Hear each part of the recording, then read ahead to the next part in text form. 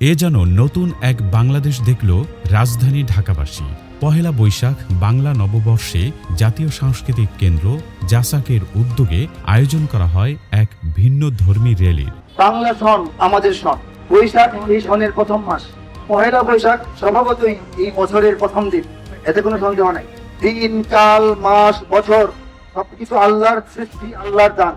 আমাদের নববর্ষে আমাদের সংস্কৃতি, এই প্রতিপাদ্যকে সামনে রেখে মুক্তাঙ্গন থেকে শুরু হয়ে র্যালিটি প্রদক্ষিণ করে পল্টন প্রেস ক্লাব, মৎস্য ভবন মোড়, শাহবাগ ও টিএসসি চত্বর। এ সময় র্যালিতে অংশ নেয়া অসংখ্য মানুষের হাতে ছিল রেহাল, তসবিহ, লাঙল, শাপলা ও কৃষকের ব্যবহৃত জিনিসপত্র, যা বাংলাদেশের প্রকৃত সংস্কৃতির নিদর্শন বহন করে।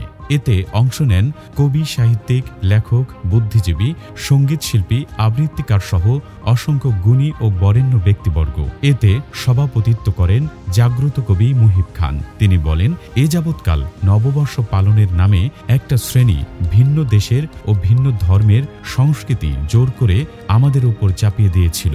এই আয়োজনের মাধ্যমে আমরা জাতিকে বোঝাতে চাই যে ওসব আমাদের সংস্কৃতি নয়। ৯২ মুসলমানের দেশে আমাদের নিজস্ব সংস্কৃতি ও ঐতিহ্য রয়েছে। র্যালি শেষে শিল্পকলা একাডেমির উত্তরে দুদক ভবনের সামনে দেশ সেরা ইসলামী সঙ্গীত শিল্পী ও আবৃত্তিকারদের অংশগ্রহণে অনুষ্ঠিত হয় মনোমুগ্ধকর সাংস্কৃতিক অনুষ্ঠানে শিল্পীদের চমৎকার পরিবেশনায় মুগ্ধ হয় দর্শক শ্রোতা।